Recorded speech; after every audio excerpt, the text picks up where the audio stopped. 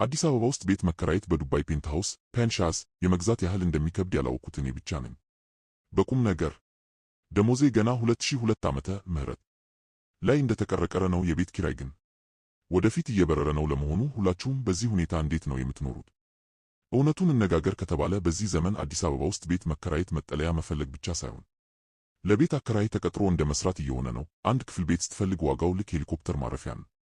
ዋና ገንዳ ያለው ሰማይ ጠቀስ ፎቅ የምትገዛ ነው የሚመስለው። በዚህ መሃል ደሞዝህ ድንብቆሽ በመጫወት ተጠምዷል። አብዛኛውን ጊዜ ደግሞ መደበቅህ ላይ ነው።